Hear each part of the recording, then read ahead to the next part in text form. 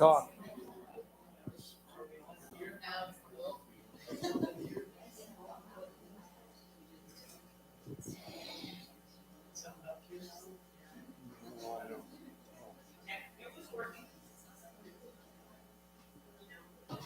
Is there something down here?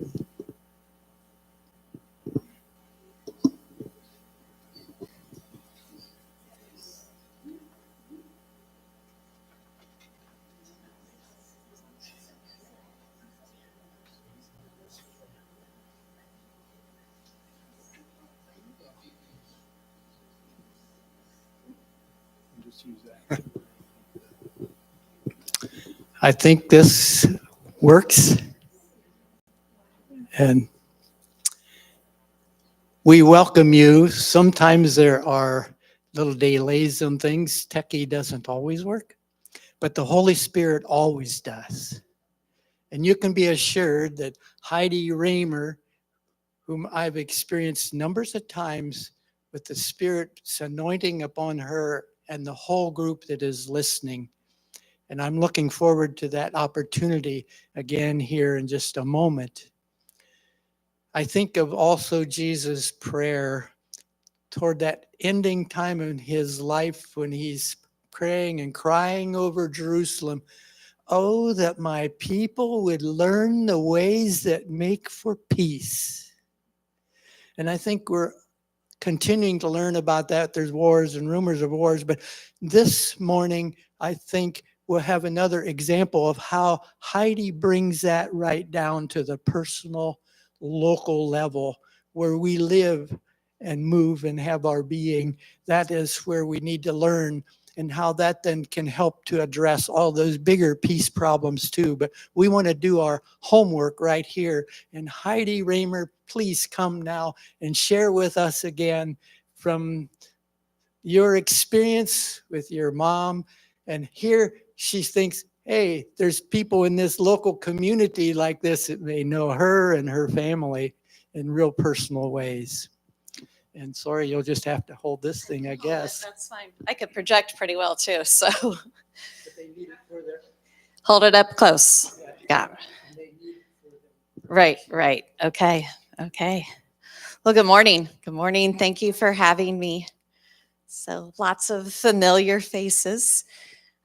As Roger said, many of you may know me from the time I was a toddler. If not, maybe even before that. Many of you obviously know my father. You probably all know my father. But most of you probably had a chance to know my mother also. So this morning, I just want to share a story that is somewhat difficult. But as I'm finding over the last year and a half, that even this morning, I had someone text me and said, I really just needed to hear your words this morning. And so, as Roger said, I'm going to bring this to a personal level. I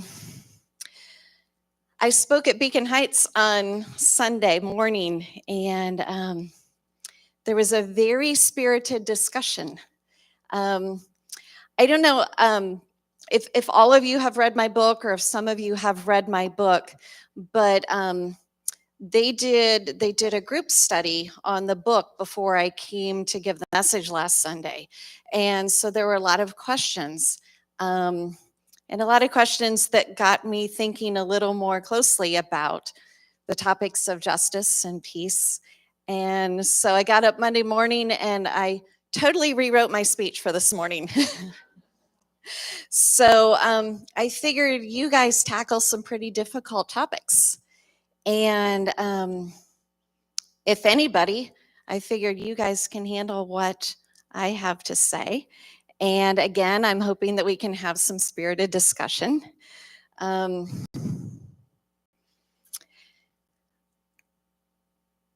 give you a little bit of background.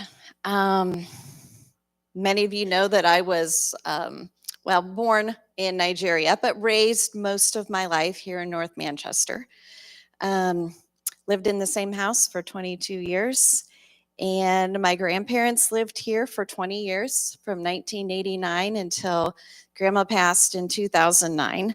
So Timbercrest was very comfortable for me for those 20 years. And then there was a lapse of time before Dad and Kim moved here. But once again, it became very comfortable in a place that I've always enjoyed coming. And I felt like it was almost a family home for me. I now live in Kendallville. Stayed pretty much in the northeast corner of Indiana most of my life. I have 2 children, 28 and 21. So my daughter is getting ready to start a graduate program in mental health counseling. She is tied very closely to my mother, and that's an important topic for her. My son is just finished his junior year in college in Tennessee and hopes to go to medical school in a couple of years. So again, I think he's touched by the medical aspect and learning and trying to find his way in that field. So my mother, many of you, as I said, many of you know her or knew her. She died in 2001. And I was 30 years old when she died. If you've read the book, you know that we had a pretty tumultuous relationship for 30 years. We went up and down and up and down. It was a roller coaster for many, many years. When I was 16, actually 15, before that, she shared a very private, painful story with our family. That she had been assaulted sexually by a man that we all knew. For a period of time, he lived down the street from us, went to church with us, shared meals in our dining room with us. And this assault happened more than once, happened periodically over a period of nearly 3 years. And for 7 years, she told no one. And again, I'm 15 learning this story. And she went from telling our family the story into a very deep, dark period of depression, therapy, trying to find her way out of this darkness that she had been in for years. She'd buried the story. Somewhat, I don't know, hoping it would go away, but I think she learned that if she could busy herself with other things, then she wouldn't think about it. The statement of, you sweep it under the rug, well, those things eventually work their way back out. Those little pieces of dust work their way out, and then they become stones and then boulders. And so we spent some pretty ugly years of her just trying to find her way out of that. Teenage years for most girls are difficult anyway. And as I was going through those difficult years, my mother was trying to find herself as well. So her parenting time, her parenting ability was limited. And then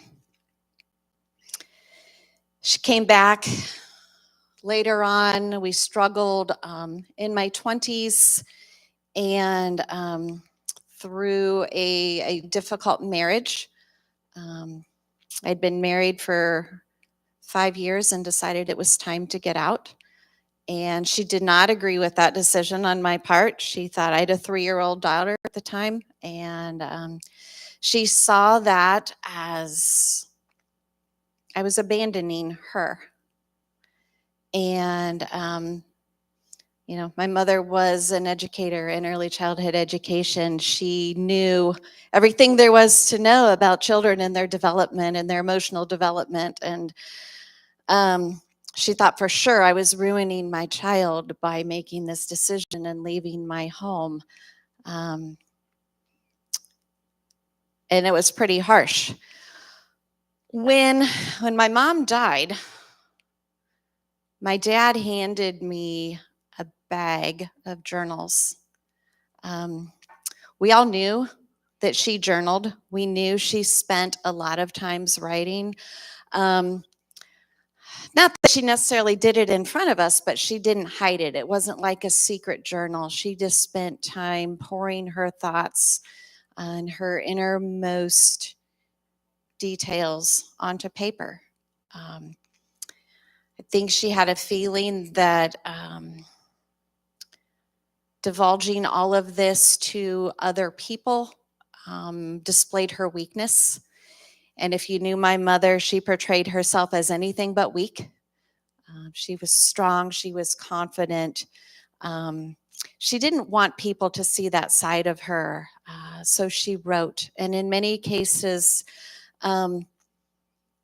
she wrote directly to God. She prayed directly to God. She's been called by some people who have read the book a modern day psalmist because her writing is beautiful, it's intricate, it's eloquent. But I also found that she wrote a lot about me during her times with her journals. And it was a way for her to express her frustration and her anger and her confusion with me without directly saying these to me and being hurtful. I'm not even aware that she really shared a lot of these things with my dad. We've had conversations later on, and I've talked about some of the things that she wrote about me. And I said, Dad, did she ever talk to you about these things? And he said, no. They all went into her journals. And upon her death, my dad handed this bag of journals to me. And I knew what they were. They were in her closet. They were in a bag with no instructions. Somehow, Dad and I were doing some cleaning. We were trying to take some clothes from her closet, and the journals were just sitting there. And he handed me the bag. And I said, Dad, don't you want these? And he looked at me and he said, no, I lived it. I don't need to relive it. In many ways, I've made Dad relive these through the writing of my book. But he had 20 years in there to process a little bit. But so here I am with 15 years of her story.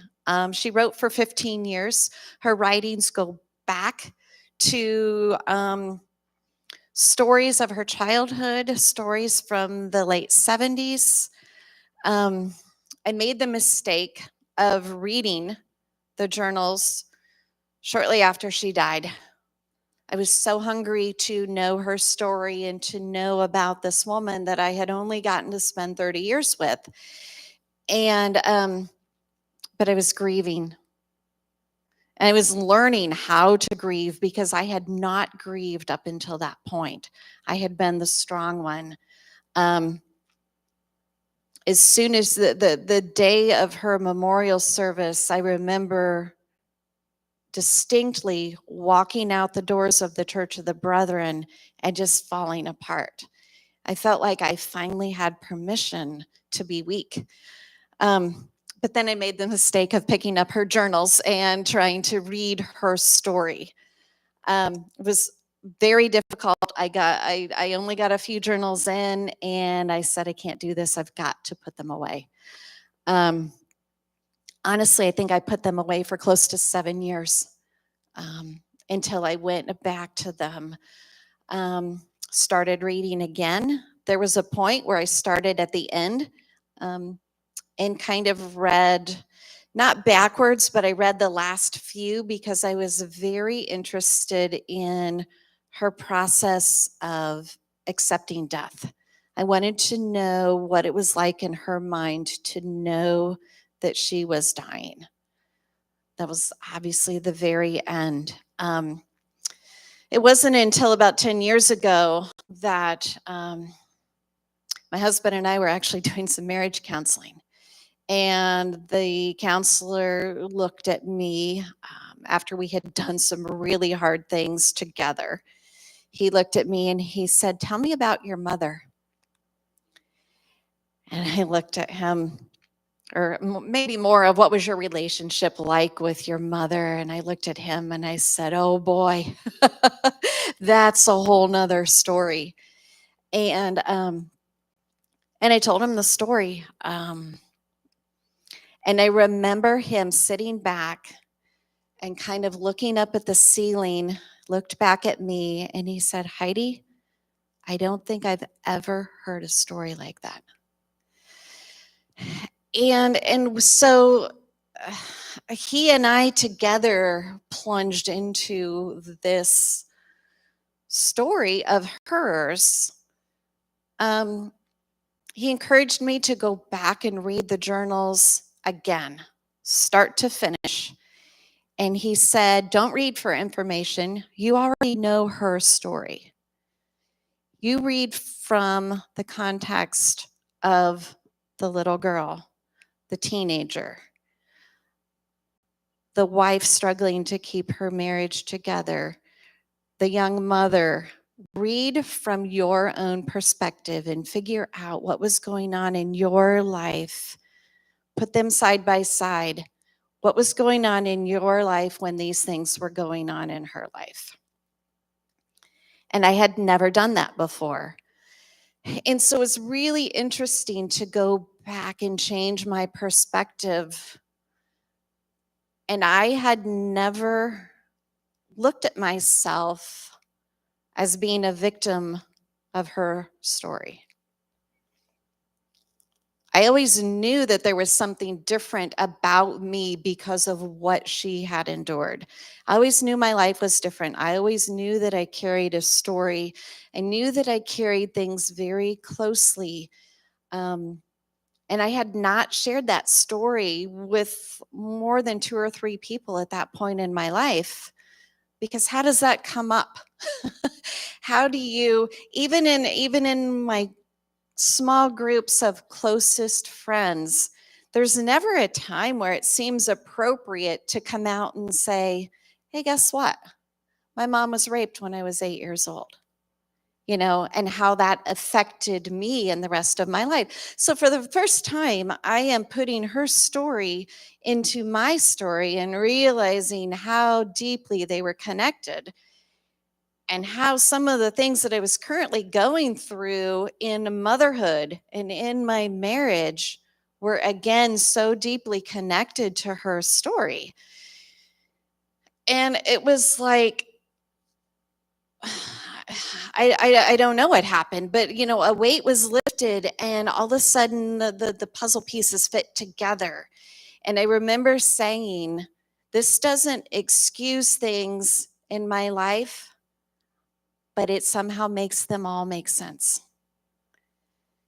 And from that point, my mother's story became very, very important, and it became important for me to start telling.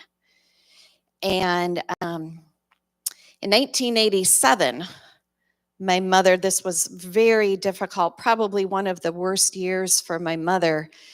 And she wrote in her journal that she felt like death was close, and that she could just feel this darkness, but she wasn't ready for it. She didn't want to die. And then she went on to say in writing, "If I die, I want my story to be shared." And ever since I read that, I knew somehow she was probably speaking to me. And I knew that at some point it would be my responsibility to share her story, that she had given me this charge, and that maybe this was my calling to do this. And so I struggled for years, and started posting. I was never a big Facebook person, but this became my landing place for writing. I was able in that format to write a couple paragraphs and to say what I wanted to say and to get a point across without a ton of details, but to say, this is important. And I have a story. Trying to think, I think it was in 2018. It was shortly after the Me Too movement began. And I wrote a post giving a Me Too for my mother. Again, I didn't have to share a whole lot of details, but I shared enough where people became interested and people began following my story. And so then they would comment, and then I would share a little bit more. And the more I shared, the more involved people became. And so I felt like I was doing the right thing. And so then in 2021, we have a beautiful community learning center in Kendallville where I live. It's an old middle school, and it's been millions of dollars have been poured into this to make it a center, and it has this beautiful auditorium. And one night, some girls from my book club and I decided to go and hear this woman speak. She had written a book. She had been abducted from her front porch in Fort Wayne in 1986. She'd been stuffed in the trunk of her car, taken to another location. She'd been assaulted, and she was rescued by an off-duty police officer. Anyway, that's her story. She wrote a book, and she came to Kendallville to speak about her book. And as I'm sitting in the audience with my friends, she had a slideshow, and on one of the slides, she had a bullet point of my secondary survivors. I'd never heard that term before. And I instantly knew who I was. And the tears started coming. And at that point, I still hadn't told people my story. I just sat there and cried. And at the end of her presentation, I stood in line with my book, which was already signed, to greet her. And I looked at her and I said, I need to talk to you at some point. And I said, I can't do it now because I will cry. And we met a few weeks later. She actually lives in Carmel now. We met in Indianapolis for breakfast one morning, and I still cried. But I told her my story. And she looked at me and she said, do you like to write? And I pulled my phone out and I read her the post that I had written offering the Me Too for my mother. And tears rolled down her face and she said, Heidi, you need to write this book. You need to tell this story. And having just written her book a year or so ago, she pointed me in the direction of people who would help me. And a few weeks later, I had a writing coach in my home. And she said, how does your story begin? And I knew exactly where it began. She said, how does it end? And I said, well, I think it ends with me writing this book, making that decision. And she said, start writing. And the next day I sat down and I mapped out 40 chapters. And I knew because this was my life. I knew where I went from 1986 until present. And, starting with my mother's story and then weaving in her death and my struggle and all of that. And in 6 months, I had written 98,000 words, which is about 300 pages. I learned a lot in the writing process, but it just flowed. The story came out every day that I wrote. I set aside 2 days a week to write. And every day I would get my coffee and I would sit down in front of the computer. And some days it was a 10-hour day in front of the computer. I never once felt like I had writer's block, like I didn't know what to say. I always had her journals in front of me. And I felt like she was sitting there with me the entire time, helping me know what to put, how to say it poignantly but gracefully. Um, I had the first publishing company that I went to was an imprint company of Zondervan who prints Bibles. And they read the story and they came back to me and they said, "We would love to publish your book, but there's some questionable language that we need you to change."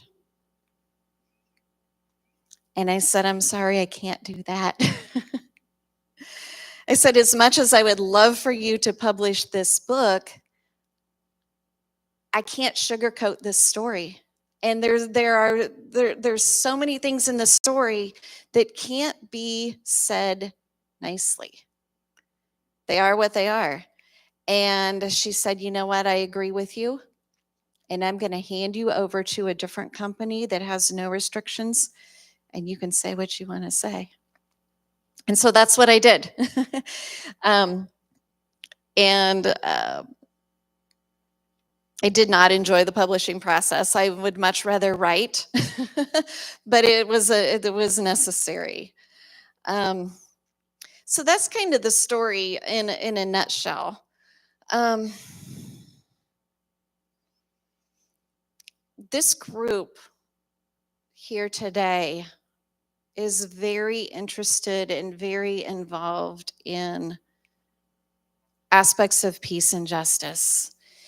And my dad and I were talking, I don't know, maybe a week ago, because I had written a speech that was more about generational trauma and secondary survivorship. And the more I talked to Dad, I said, I feel like I really need to focus more on the peace and justice, because this story involves a lot of that. And so when Dad and I talked about, peace, and peace falls into this story in several different ways. Dad talked about how when the abuse happened, I think my mother in some ways tried to keep the peace by not telling anyone that it happened. She didn't want to ruffle feathers. She didn't think she would be believed. In 1979. It was a very difficult time to come forward with a story like hers and be believed. But, we lived in this very small community, and I think in some ways she wanted to keep the peace.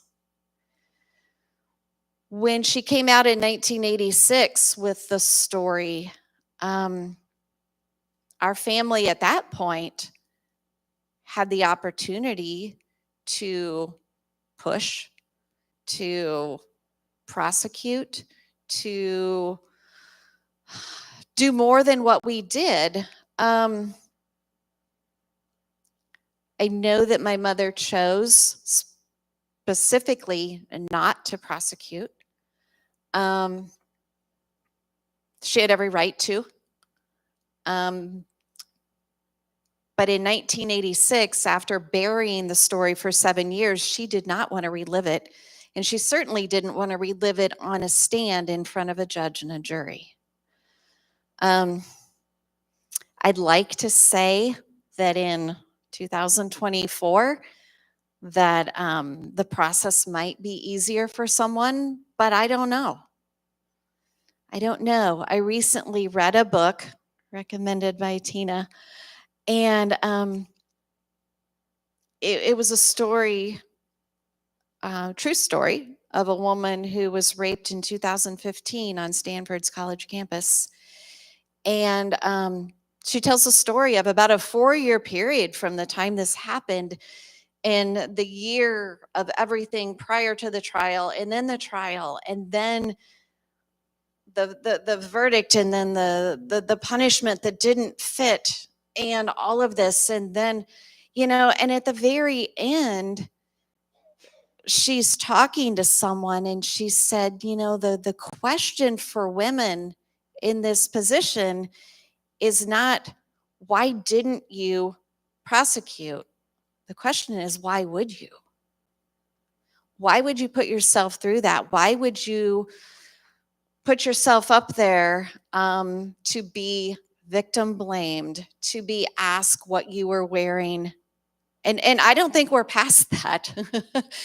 Were you drinking? What did you do to encourage this person? Why didn't you say no? Why didn't you fight? I still get those questions when I share my mother's story with people, and they say, why didn't she fight? Why didn't she scream? Why did she continue to go back? And it's like, you don't get it. You don't understand what it's like to be in that position. I thankfully do not know what it's like to be in that position, but I know my mother well enough to know her frame of mind and why she did or didn't do what she did. I honestly believe that my mother believed every single time it would not happen again. I know that my mother was at least a third of the weight of the man who raped her. I know that in many times there were not other people around. I know he threatened her. There are so many reasons. And when you're in shock initially, your body just goes numb. You have no defenses. But again, I don't know that it's better now. A friend of mine who read the book, who is a 2-time breast cancer survivor, she just couldn't get past it. And she said, I almost put the book down, and I was so angry I couldn't read it. And I looked at her and I said, Jen, we're not all as strong as you. And it's a different kind of strength that you have to bring up. And you don't know how you would react. You are a fighter. I get that. You don't know how you would react if you're in this situation. So you can't sit here and question why she did or didn't do something.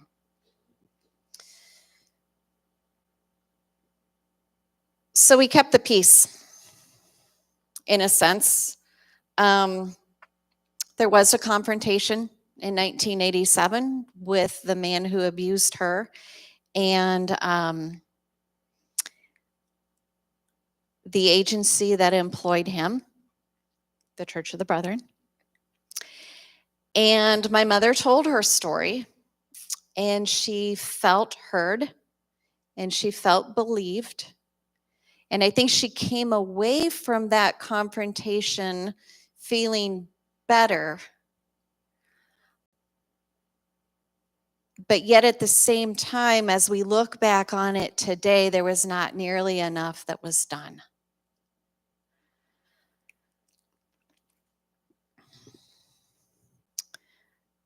So peace for me came in telling the story. I think for a long time I didn't have peace in my life because I carried this story. And I've found in the process of writing, I've found a sense of peace. I've found a sense of peace in breaking the silence. And also a sense of peace in opening the door for other people to tell their stories. And a lot of people have asked me if it was difficult to write. And my answer is no. It was emotional. It was hard in ways. I cried every day that I wrote. I guarantee you I cried. I box of Kleenexes right beside my computer. I guarantee I cried every day that I wrote. But at the end of each day, I felt a sense of peace. And when I finished writing, ironically on her birthday in 2021, 22, 22. There was just this enormous sense of peace that came over me, that it was finally out there. I think, I don't know that my mother was so focused. I don't know that her focus was on peace as much as it was on forgiveness. Her focus was on herself, which is where it should have been. She, from the very beginning of her writing, she questioned how she would ever be able to forgive. And as she worked her way through the healing process, which was at least a 10-year period, she got closer and closer. She kept dabbling into, what does forgiveness look like? What do I need to do to be whole? She knew that forgiveness was that final step for her in wholeness, and then hopefully being healthy. And so there were just certain steps that she took. She did some outright confession in order to be anointed, because that was a step in the process. She wrote letters of forgiveness from her abuser to herself. She wrote a letter from herself to herself, giving herself permission to let go of the victim blaming. There were some very important steps that she took in the forgiveness process. And when that finally took place for her, it wasn't anything that was scheduled. It wasn't necessarily something that she said, okay, I'm going to do this today. It just happened. She was face to face with him, and it just happened. And she walked away with a sense of peace. And I think from that point on, her wholeness looked different. Unfortunately, her wholeness it wasn't necessarily congruent with physical health. I think that's what she was hoping for.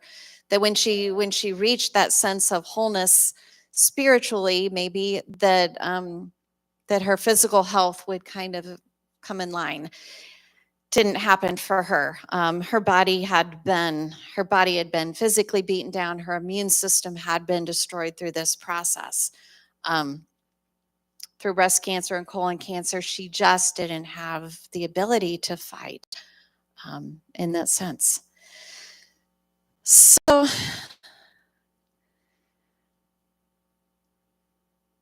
when the book came out, we all kind of went through a new grieving process, having the story out there. My dad had to relive again some very painful parts of his life, and had to re-grieve, or maybe go back and grieve some things that he didn't grieve the first time, 20 years prior to that.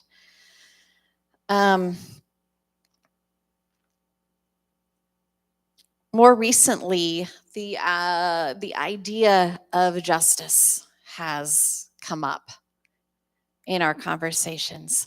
And I don't mean to leave my brother out of this. My brother plays a very integral part in this.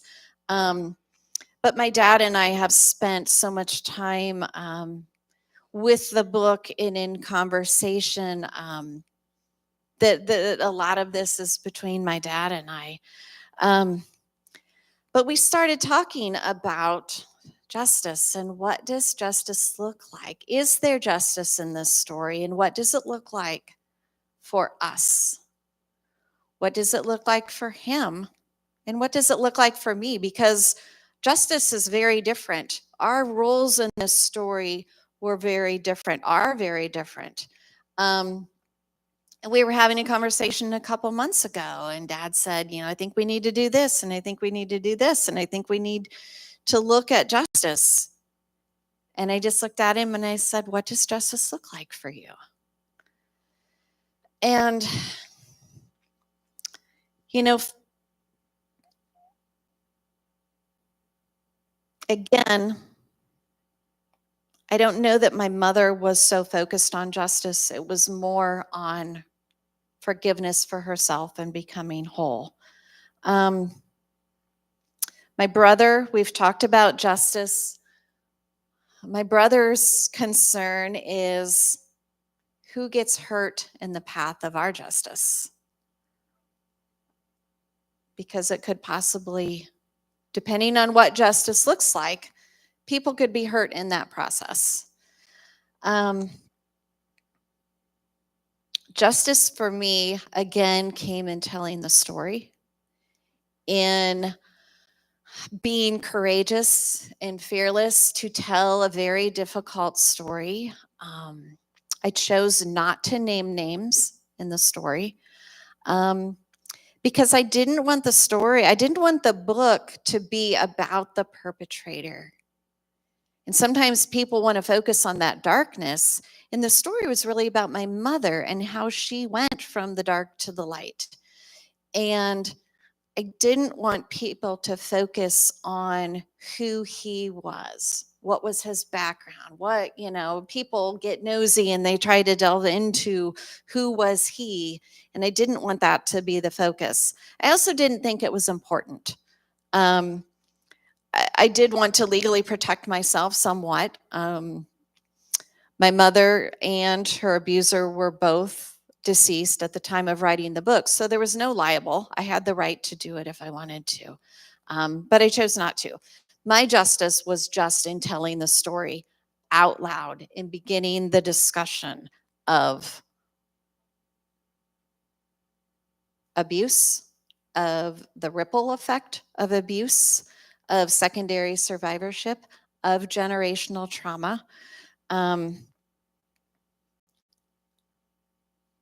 And in a sense, making it okay to have these conversations. Even now, some people read my book and they have a lot of questions, and a lot of people read my book and they don't know what to say. Like, it's so difficult still. It's like I've opened my heart and my soul in these 300 pages, and people are like, I don't know what to say. It's tragic, it's awful, it's beautiful, it's all of these things, and they still don't know how to respond. The other part of justice for me is culture change. And that is something that I'm very interested in. Not only within the Church of the Brethren, who I have been working very closely with, because they are intricately involved in this story, but everywhere. How do we create a culture that is safe? Workplace environments where people feel like they're safe. They feel like if something happens, they can report it. They know who to report it to. They know that something will be done.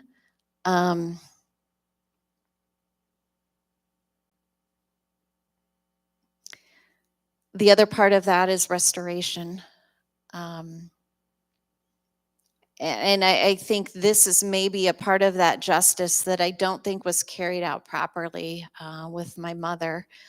There was no effort made to restore her. There was an effort made on the part of her abuser for him to go to counseling, for him to go to anger management, for him to tell his pastor and his wife, and to go through all of these processes in order to keep his job. My mother, I think, was pretty much sent home.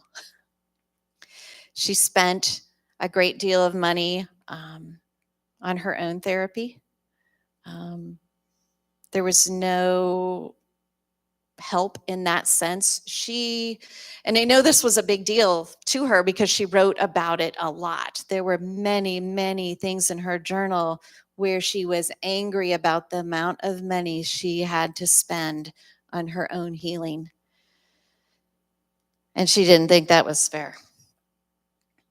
Um, so what does that look like? What does it look like in churches? What does it look like in workplaces? Is there financial assistance for people who have gone through something like this to receive therapy? Because it's not cheap. um, so that's part of my justice. I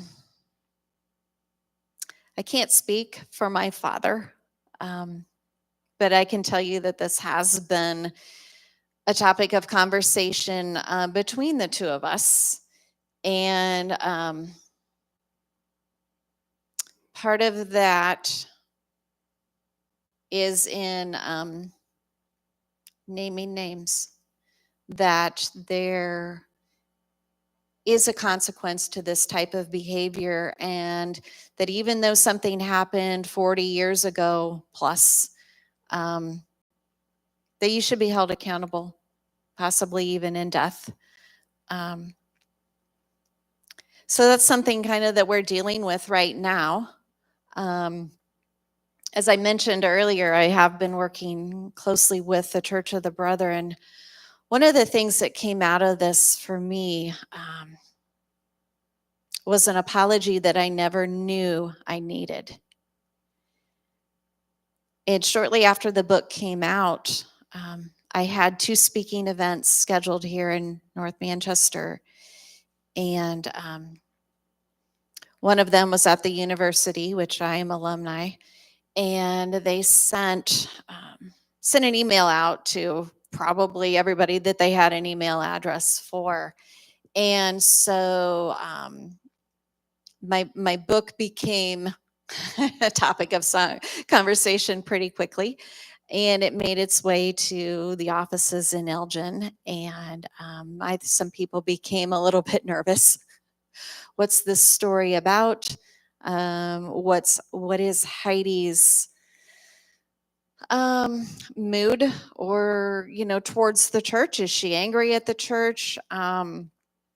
And so they actually sent somebody to come and hear me speak to kind of feel out the tone. And that person went back to Elgin saying, I don't think there's any animosity, at least not towards the church.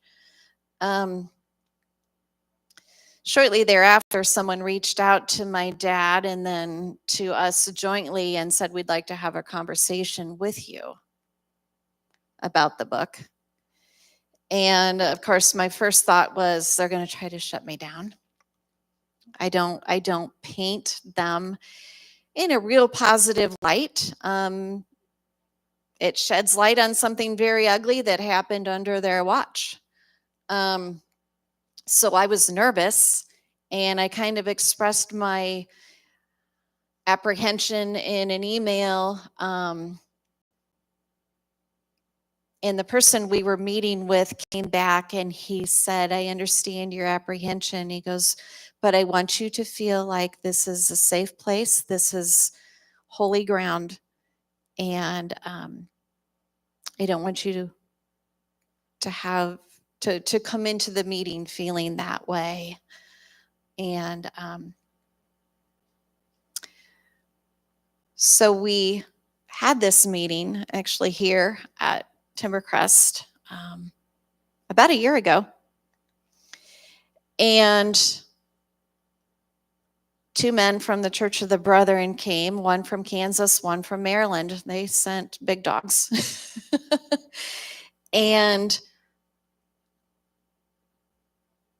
I had never met either of these men before, but after our initial greeting, one of them looked at me and said very plainly, thank you for writing this book.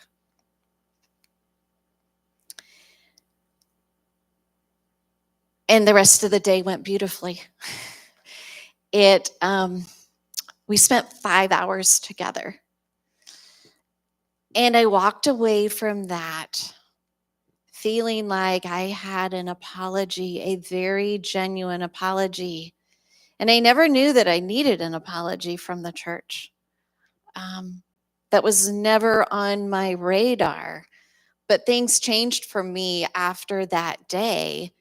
And I felt like not only were they apologetic for what had happened, I mean, there were many words of, we're sorry, we can't make up for it, we can't change it, we can't do this. There's so many things 40 years later that we can't do. What we can do is be better going forward. And we talked about some things that could change.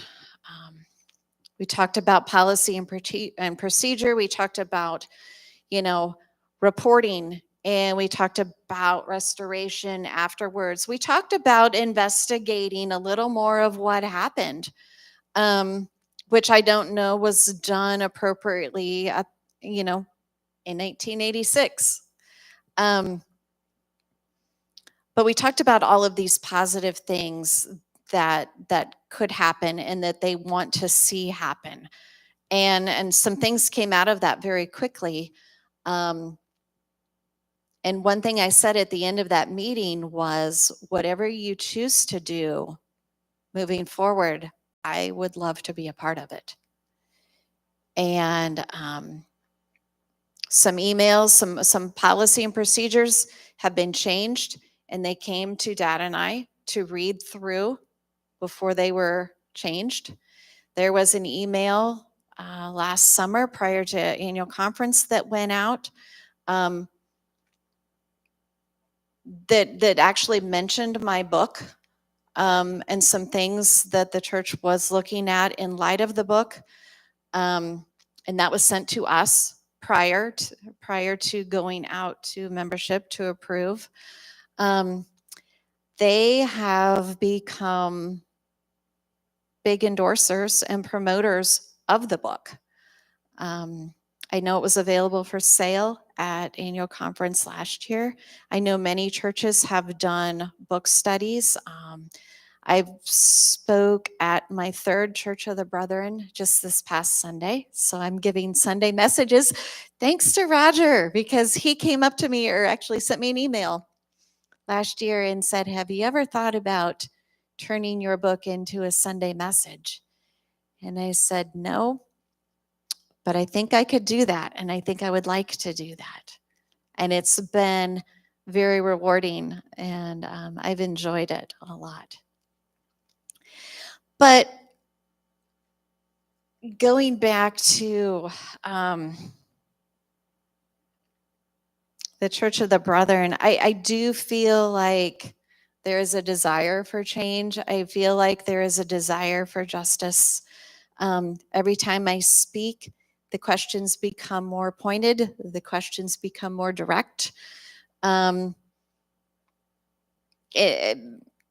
Not that I want to sound like I started a reckoning or anything, but I think we're going to see some things. And in all, I do believe that they're for the good. They are for justice. They are for peace in communities, peace in churches, peace in families. It may be difficult, just like this book was difficult, very difficult story to tell, to write. But in the end, there was such a sense of peace. And I feel like this is where the story is taking us now, that even though there are going to be some difficult days and some difficult things for communities and churches along this road, I think they're necessary. And I think in the end that there will be a sense of justice and some peace for all of us. So I would love to open it up for questions. I don't know that we have another microphone, but I can kind of work my way around if anybody has questions.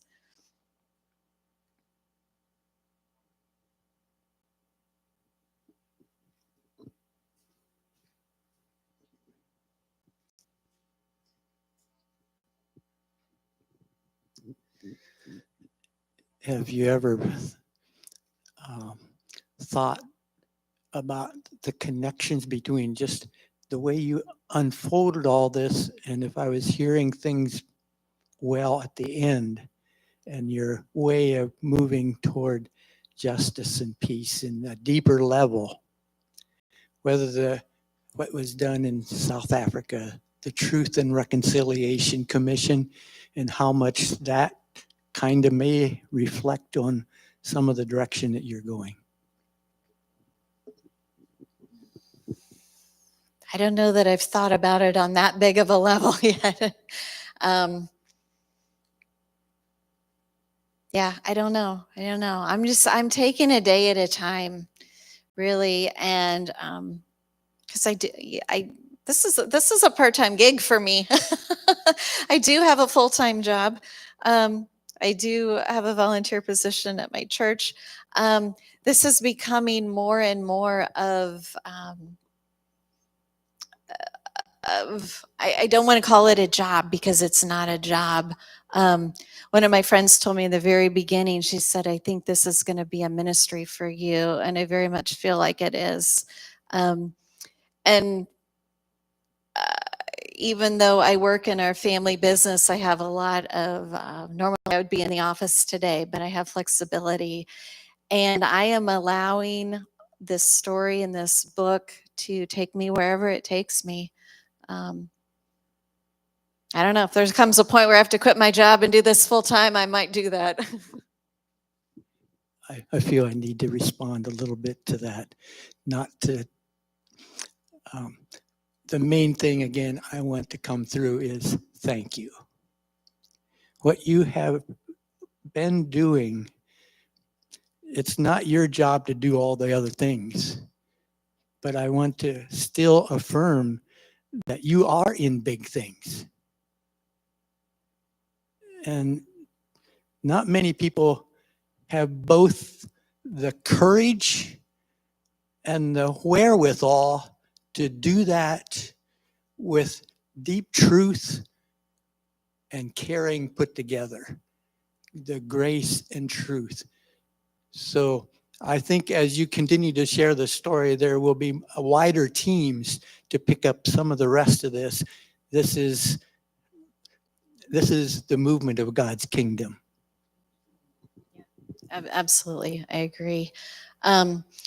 If any of you knew me as a child, a young child, and many of you did, I was very shy and quiet. I think part of that came from what I experienced. Even without knowing, I learned the story at 15, but in my younger years, mom was withdrawn. And I think some of that reflected on me. I was a very shy, quiet child. Even in middle school years, I was not the kid that was going to raise my hand. And when I did get called on, my face turned bright red and I was embarrassed to speak publicly. I have found my passion in this, and I rarely even get nervous anymore. I enjoy the process of writing and of pulling certain things out of the book and expanding on those with groups. You tell me, you read the book and you tell me what you want to talk about, and we'll focus on that. There's so many different intricacies in the book. That some people relate to this and some people relate to this. And if you struggle with the abuse side, then let's talk about this. Or a friend of mine just lost her father, and she's 29. She'll be 30 here in a couple of weeks. And it was very interesting to share. She's read the book, and I shared Sunday's sermon with her and what she pulled out of that. It's just, there's so many different people that I can relate to because of their experience. It's not just about the abuse. I think a lot of people shy away from it because of the abuse, but let's talk about something else. There's more.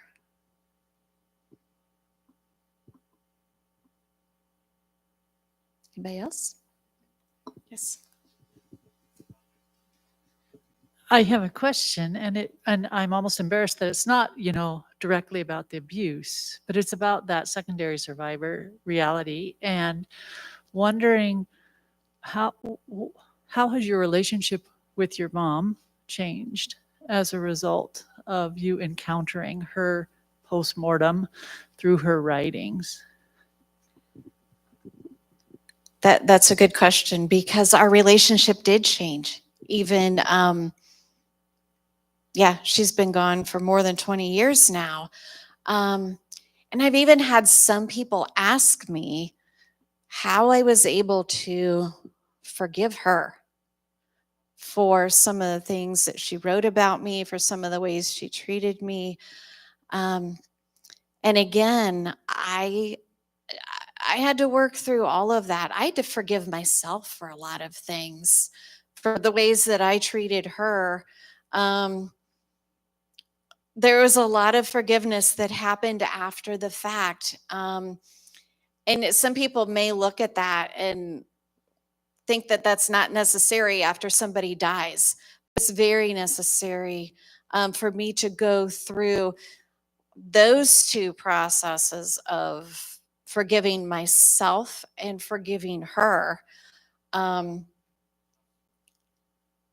But yes, there's some days it's like, gosh, if she were only here, if she was whole and I was whole, what would that look like? Because we were, neither one of us were whole while she was alive. A lot of us don't become whole until later in life. We're all works in progress. And I'm sure I still have more. But I feel that sense of wholeness that has evolved over the last couple of years. I know she sees it. I know she is with me every step in this, but if she were here in the flesh with me right now, I can't imagine what that would look like with that forgiveness and that relationship. We were just coming to terms with our relationship before she died. We had some really rough years, and in 1999, when I was dating the man that I'm married to now, this one of my favorite parts of the book is when Mom and Dad came to us at Christmas. They came to our home. My mother, again, thought I was ruining my child's life, and they came to our home a year later and spent time with us. And my mom wrote extensively about the joy it was to be in my presence, and that how different I was from a year before. She wrote a year before that I was on a path to destruction. And a year later, she said, it's a joy to be in their presence. Their home is comfortable. Jordan, my daughter, has survived this and even become stronger from what she's gone through. She could sense our family and what we wanted out of this. She couldn't see that the year before, but I could. I could see that I wanted something different, and I knew that it was there. She couldn't see that until she was actually physically in our presence, in our home. But just the things that she wrote about after that day, it just told me that we were there. We were there. She agreed with me that I had not made a mistake and that I had made a difficult decision to better myself in the long run, which my mother made a very difficult decision and during my childhood to better herself. She spent 5 years in graduate school, which meant every summer away from our family.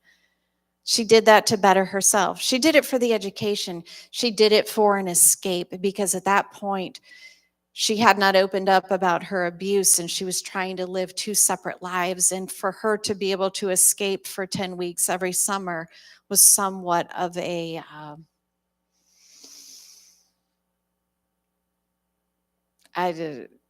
Yeah, it was an escape. But she needed it. And in the end, after knowing her story in its entirety, she might not have survived if she didn't do that. So there's a lot of somewhat hypocrisy in the book where I call her, she called me out for things, and I go back and say, Mom, but you did this. What about this? Aren't these the same thing? And in the end, 99, she said, I see you. And it was good. It was good. Now, unfortunately, she died a year and 20 months after that. So, but we were able to enjoy her final time on earth in a very positive and productive way. We didn't spend those last 2 years in some of the ways that we had spent early years. So I'm glad that it came to that when it did. Marie reminds me that the time is going for the formal thing. So whatever you have to do that, Gary, you can turn that off. But I think we want to make it free for anybody else in this group that this is a cutoff time, so you can freely leave without feeling well, whatever. It should be free. But I think there might be a few people hanging around here, and then there is scheduled for about a dozen people that's already signed up for a meal at the Nook at 11:45, not noon, but 11:45. So that will be the next formal thing that some of us will be going to that. So Gary, are we officially off on that? Or thank you for everybody.